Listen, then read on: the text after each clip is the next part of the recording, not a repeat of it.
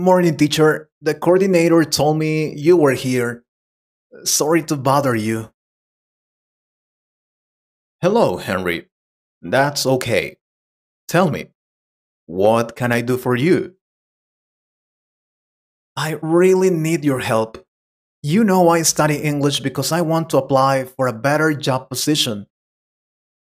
Yes, I remember you told me that the first class.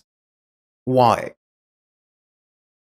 Well, I had a presentation last week in my job. I had to do it in English. It wasn't good. My boss told me I was going to have a new opportunity. These clients are coming back, and I have to explain the project to them again. But this time, it isn't going to be a presentation. Or, well, it will be a different one.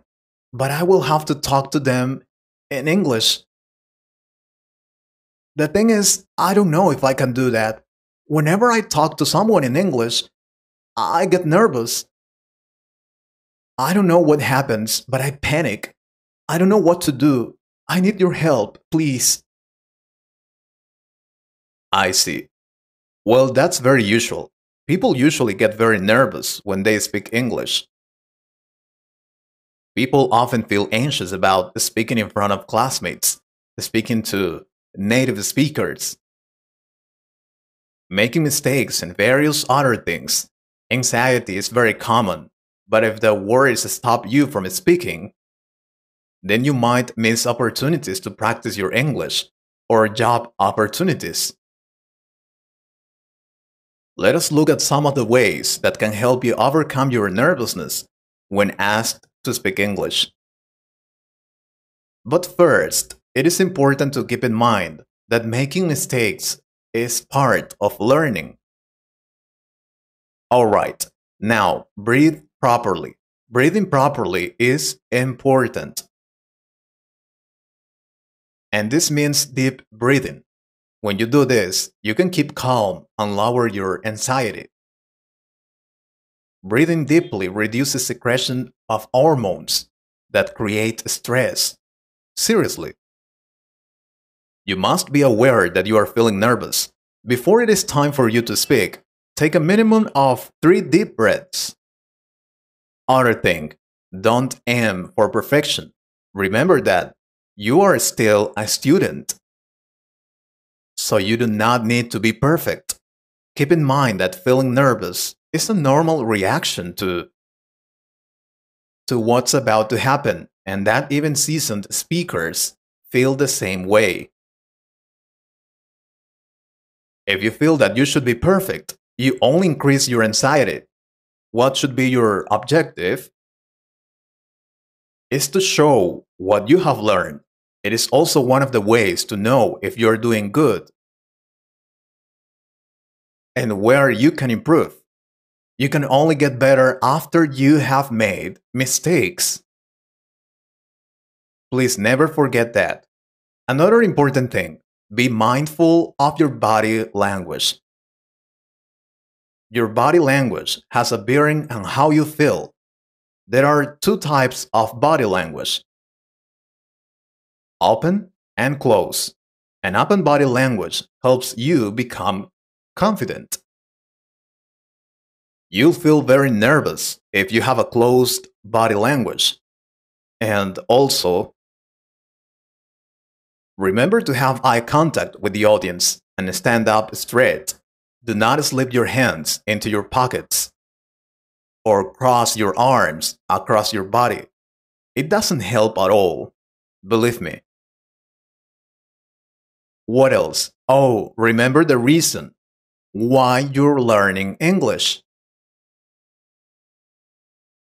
Remembering why you are learning the English language will help you feel more confident and relaxed. You don't remember your objective only during the time that you are asked to speak.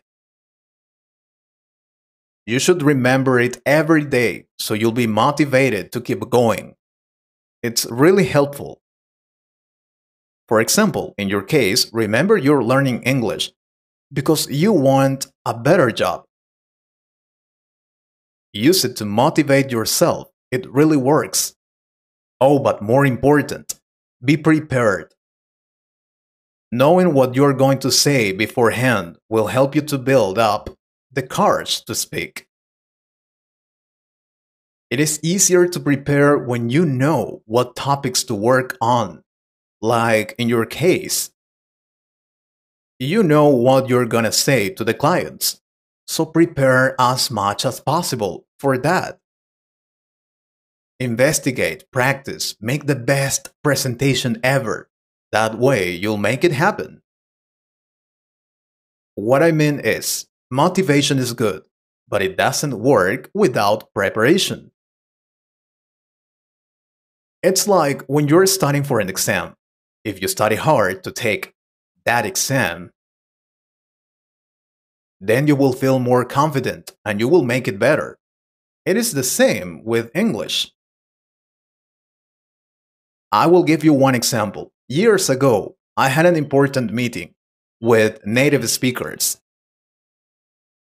They were teachers from other countries, from England, Australia, Canada. It was a conference and they were gonna talk about education. I knew that. I knew I was going to talk to them in English. Everything related to education, of course. Well, I investigated about it, learned new vocabulary and new education trends. It went very well. I could speak to them. It wasn't perfect, but I did it very well. So it really works. Advice: develop your listening and reading skills. It will help you a lot. Preparation for speaking English should not be a few hours or days before. It should be a continuous process. Well, you can do both. You should be reading more to understand more and learning to listen more. These two practices will help you build your vocabulary. Try it. Finally, stay calm. Yeah, I know. I know it's difficult. But remember, you have to make mistakes in order to improve something. I will tell you what I do every time I feel nervous about something. What I do, I ask myself this question: what's the worst that could happen? Very important question. Sometimes what we think is the worst really isn't. So always ask yourself that question. And you are a good student. I am sure you will do it very well. I trust you. Really? Do you think I can do it? Thank you, teacher. I feel better now. I will have that presentation and then I will tell you how it went. Wish me luck. Listeners, I hope you like this conversation. If you cool and improve your English a little more, please subscribe to the channel and share this video with friends. And if you want to support this channel, you can join us or click on the super thank button. Thanks.